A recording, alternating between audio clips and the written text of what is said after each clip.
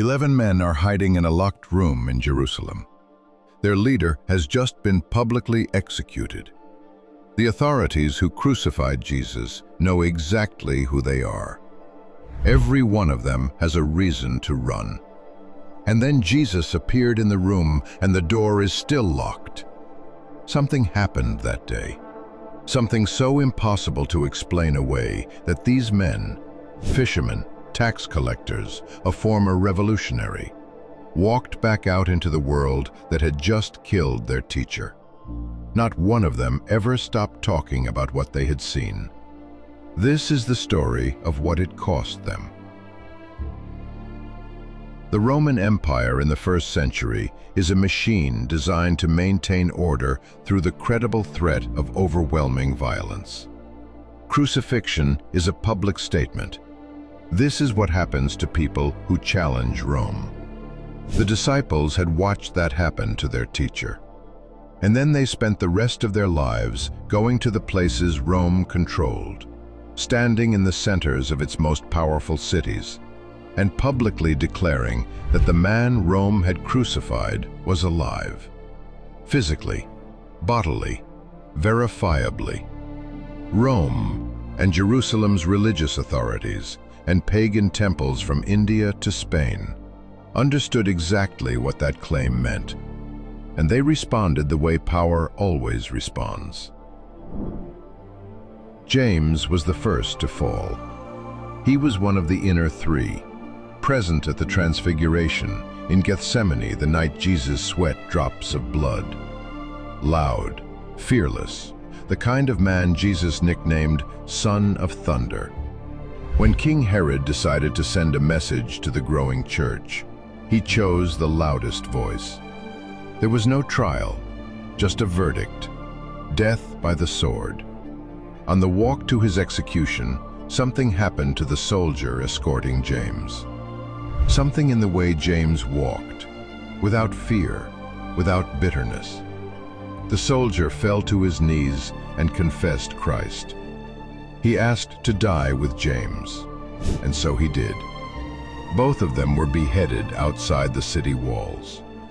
James was the first of the 12 to die for the name of Jesus Christ. Peter had already failed once. The night Jesus was arrested, Peter denied knowing him 3 times. The rooster crowed. He wept bitterly and went back to fishing. Then something happened. Weeks later, he is standing in Jerusalem, declaring the resurrection to the same crowd that demanded the crucifixion. 3,000 people convert in a single day. He stands before the Sanhedrin without fear, and eventually carries the gospel to Rome itself. In 64 AD, Nero blamed the Christians for burning Rome. The persecution was designed to terrorize. Believers crucified, set on fire, devoured by animals. Peter was arrested. He made one request: "Crucify me upside down. I am not worthy to die as my Lord did." On a hill in Rome, they raised an inverted cross. Peter surrendered his spirit into soil that was trying to crush the gospel, and unknowingly planted it deeper instead. Today, on that same hill, stands St. Peter's Basilica.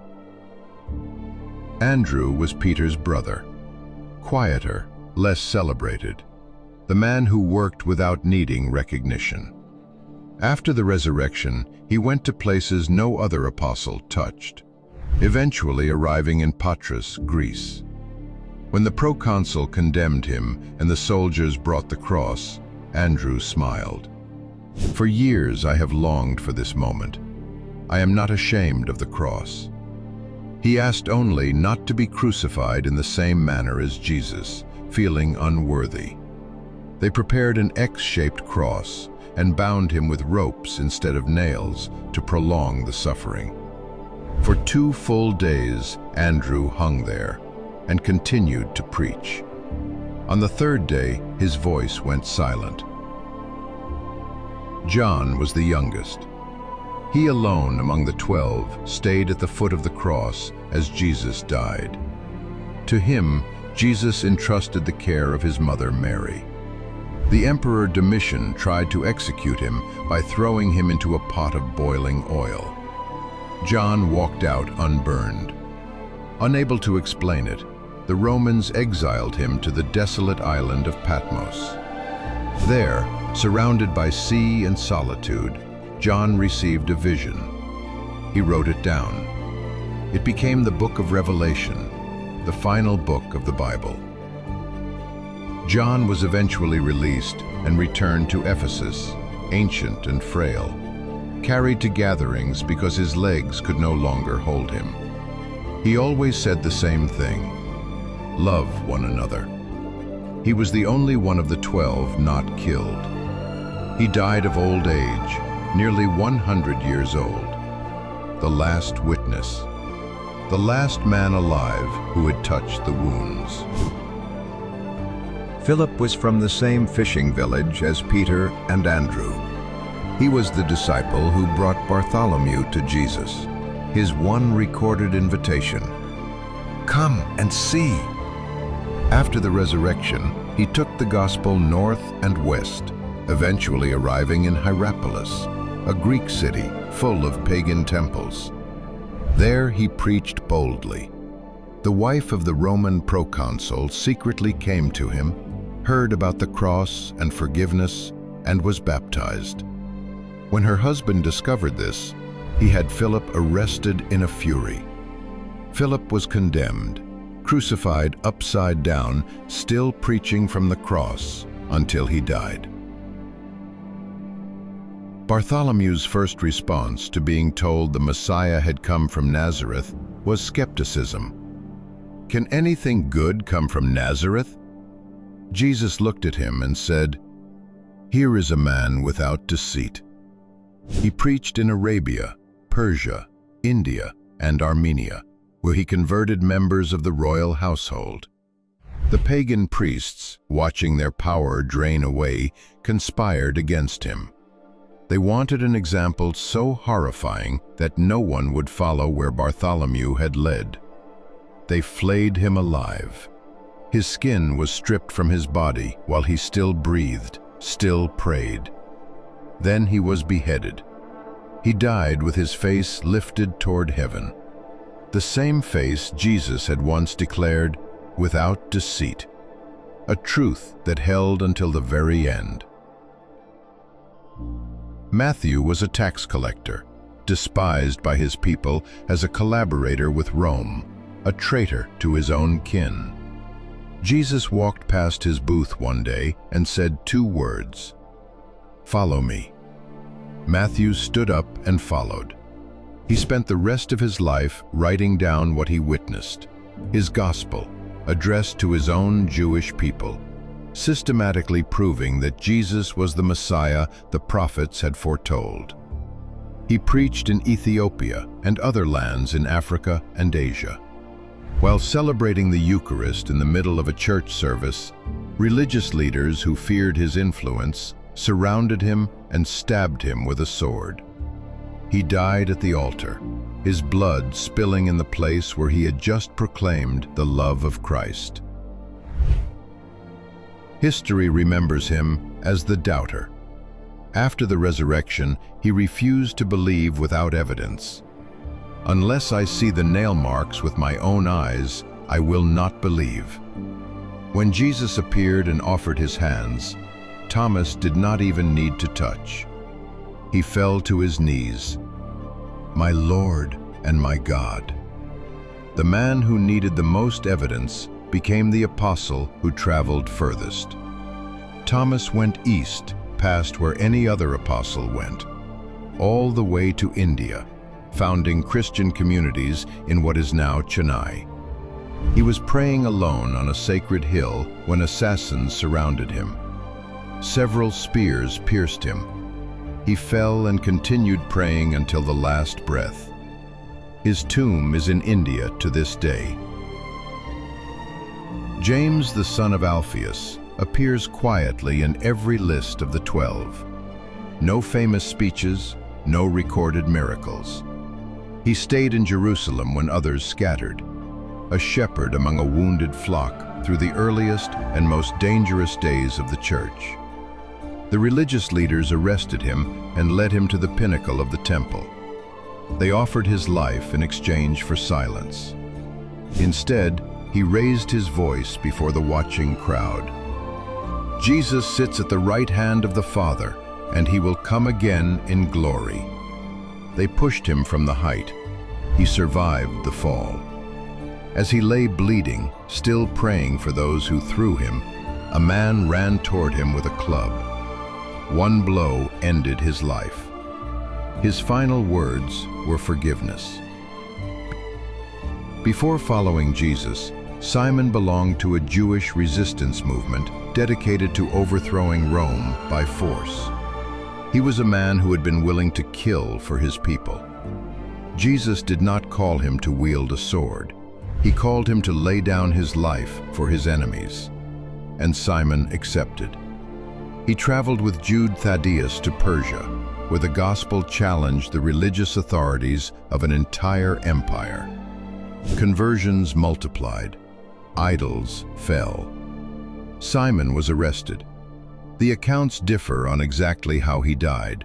Some say crucified, some say sawn in half. Whatever the method, he died far from home in a foreign land, without a grave marker or a written record bearing his name. He died for love. His name was Judas, but not that Judas. He chose to go by Thaddaeus, so he would never be confused with the traitor. He preached through Samaria, Syria, Mesopotamia, and into Persia alongside Simon the Zealot. Together they converted nobles and ordinary people. Together they were arrested. Jude was beaten with an iron club, then beheaded. His blood spilled in foreign soil far from Jerusalem. Over the centuries, the apostle, almost forgotten in his own lifetime, became one of the most invoked saints in Christian history, the patron of impossible causes, the saint of the desperate. He who was last in recognition was lifted first in memory, because that is how the kingdom works. Matthias was not one of the original 12 chosen by Jesus, but he had been there from the beginning, walking alongside the disciples, holding the same faith. After Judas fell, the circle had to be made whole. The apostles prayed and cast lots. The lot fell to Matthias. He stepped into the gap with the same fire as those who had been called from the shores of Galilee. He preached in Jerusalem, testified boldly about the resurrection, and was accused of blasphemy for proclaiming that Jesus was the Messiah. He was led outside the city, stoned, and as he fell, covered in dust and blood, still looking upward, a Roman soldier drew near with a sword and beheaded him. He did not seek honor. He gave his life as a simple testimony. The number of the 12 was complete. 12 men, fishermen, tax collectors, a former revolutionary, a doubter, a man no one remembered. Chosen from the most ordinary places the ancient world had to offer. 11 of them died violently, crucified, stabbed, speared, stoned, flayed, beheaded, thrown from heights. One survived everything the empire tried and died peacefully as the last living witness. Not one of them recanted. People die for things they believe to be true. They do not die for things they know to be false. These men were not dying for a philosophy or a feeling. They were dying for a specific, factual claim about a specific event they said they personally witnessed. They had seen the tomb. They had touched the wounds. They had eaten with a man who 3 days earlier had been nailed to a cross. Every single one of them, when given the chance to say it never happened and walk free, chose the alternative. That is the testimony, and it has never been adequately explained away. If this episode has moved you, subscribe to our channel and hit the notification bell so you never miss when we upload new content that can transform your spiritual journey. And please don't keep this incredible story to yourself. Share this with someone who needs to be reminded that faith is not fragile. There is power in our hope in Christ, for we are more than conquerors through Him who loved us. Leave a comment telling us who you want to hear about next. God bless.